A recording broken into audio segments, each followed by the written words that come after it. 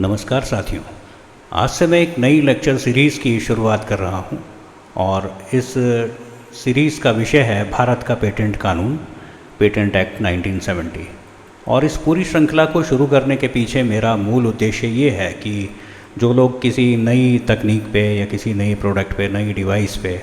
या किसी नई दवा पे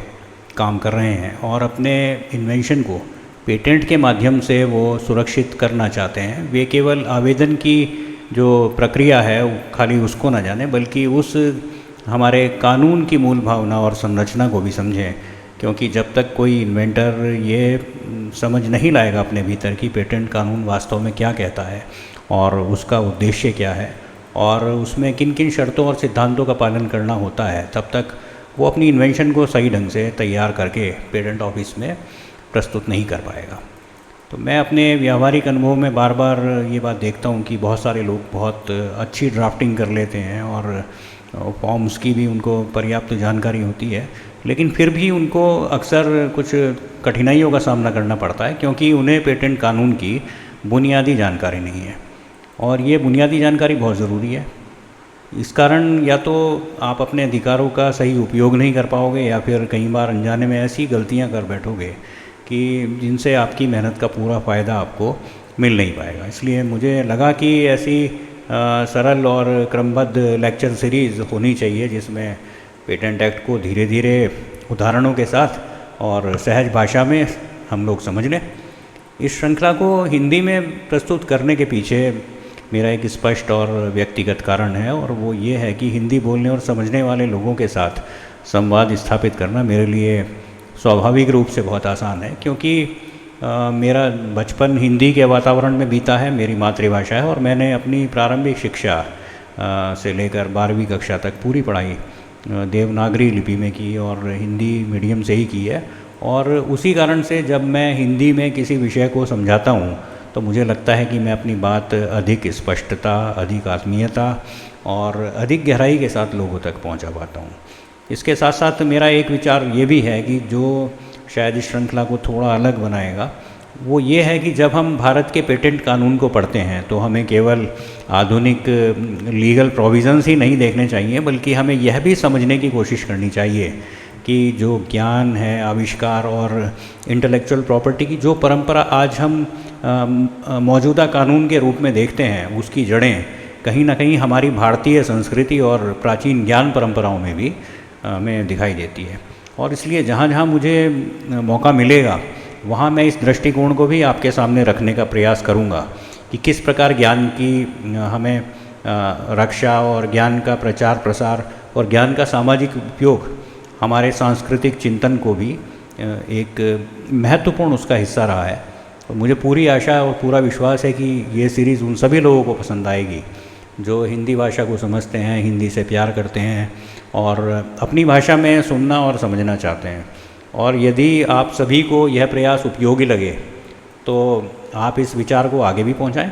ताकि धीरे धीरे यह छोटी सी पहल हमारे देश में नवाचार की जो संस्कृति है उसे और ज़्यादा मौजूद करे और हम अपना सार्थक योगदान उसमें दे सकें। तो आने वाले समय में मेरा ये भी प्रयास रहेगा कि इस विषय से संबंधित जो भी ज्ञान और एक्सपीरियंस उसे केवल इन वीडियो व्याख्यान तक न सीमित रखा जाए, बल्कि उसे पुस्तकों और लेक्चर सीरीज़, ब्रॉडकास्टिंग और डिजिटल माध्यमों से और अन्य सभी तकनीकी प्लेटफॉर्म्स के माध्यम से आगे बढ़ाया जाए, ताकि भविष्य में जितने अधिक लोगों तक ये जानकारी पहुँचे उतना बेहतर हो सके। तो इस पूरी यात्रा की शुरुआत हम सेक्शन 1 से करेंगे और वहीं से हम ये समझने का प्रयास करेंगे कि कोई भी कानून आखिर शुरू कैसे होता है, उसका नाम क्या है, वह किन डोमेन्स में लागू होता है, किन क्षेत्रों में, किन प्रदेशों में लागू होता है, कब से लागू होता है। और जैसे जैसे हम आगे बढ़ेंगे हम उन सवालों तक पहुँचेंगे जो हर आविष्कारक के मन में कभी ना कभी आते हैं, जैसे कि वास्तव में पेटेंट होता क्या है, आविष्कार किसे कहा जाता है, और वो कौन सी चीज़ें हैं जिन्हें कानून साफ साफ कह देता है कि चाहे आप कितना भी प्रयास कर लो लेकिन आपको पेटेंट नहीं दिया जाएगा। और यहीं पर हम पहुंचने की कोशिश करेंगे कि पेटेंट कानून की उन धाराओं तक अपनी पहुंच बनाएंगे जो बहुत रोचक हैं, क्योंकि हमें ये पता चलता है कि जो प्रकृति की खोज और गणित के जो सूत्र हैं या केवल कोई विचार, इन सब को पेटेंट नहीं मिल सकता। और हमें ये भी बात समझ में आएगी कि पेटेंट बहुत सारी चीज़ों के लिए क्यों नहीं दिया जाता है। इसके बाद धीरे धीरे हम उस हिस्से में प्रवेश करेंगे जहाँ वास्तव में पेटेंट प्राप्त करने की ये दिलचस्प यात्रा शुरू होती है। वहाँ पे हम जानेंगे कि पेटेंट एप्लीकेशन कैसे फ़ाइल की जाती है और उसके साथ में कौन कौन से डॉक्यूमेंट्स देने पड़ते हैं, और पेटेंट एक्ट में आविष्कारक किसको माना जाता है और किस प्रकार कोई व्यक्ति अपने विचार को एक लीगल डॉक्यूमेंट में बदलता है। फिर हम उस स्टेप पे पहुँचेंगे जहाँ पेटेंट ऑफिस आपकी एप्लीकेशन को पढ़ता है, उसको स्क्रीनिंग करता है और उसके बाद आपसे सवाल भी पूछता है। और वहाँ से हम ये बात समझेंगे कि पेटेंट एग्जामिनेशन क्या होता है, प्रायर आर्ट क्या होती है, और क्यों कई बार एक बहुत अच्छा आइडिया भी पहले से मौजूद जो ज्ञान है, जो प्रायर आर्ट है, उसके कारण पेटेंट नहीं बन पाता। इसके बाद हम उन प्रोविज़न्स, प्रावधानों की ओर बढ़ेंगे जहाँ पे ये बात बताई गई है कि यदि किसी व्यक्ति को किसी पेटेंट से ऑब्जेक्शन है तो वो किस तरह से उसे चुनौती दे सकता है। और यहाँ हम प्री ग्रांट और पोस्ट ग्रांट अपोजिशन जैसे रोचक विषय हमें समझने को मिलेंगे। फिर धीरे धीरे हम उस स्थिति की तरफ पहुँचेंगे जहाँ पेटेंट वास्तव में मिल जाता है और वहाँ से एक नई कहानी शुरू होती है, क्योंकि पेटेंट मिल जाने के बाद ये सवाल उठता है कि इस पेटेंट का उपयोग कैसे होगा। क्या उसका लाइसेंस दिया जा सकता है, क्या उसे बेचा जा सकता है, या किसी अन्य व्यक्ति को भी उसके उपयोग का अधिकार दिया जा सकता है।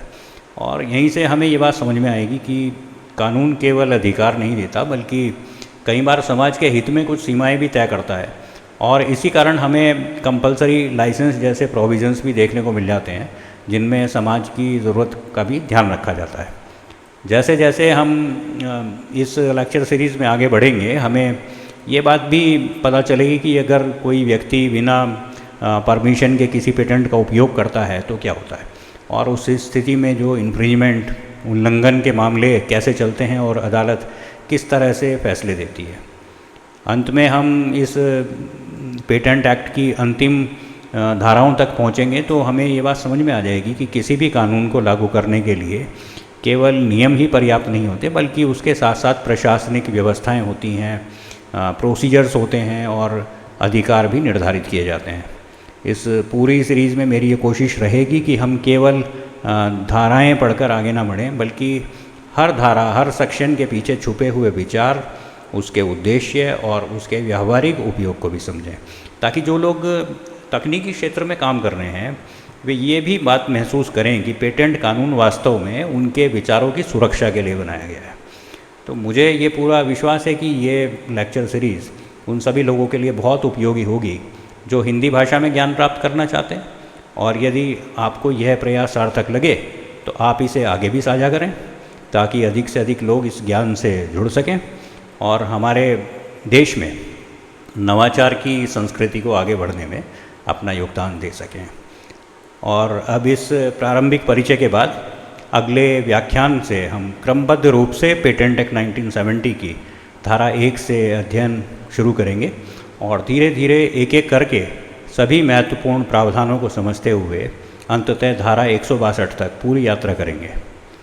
तो आइए इसी उत्साह के साथ हम इस ज्ञान यात्रा की शुरुआत करते हैं। धन्यवाद।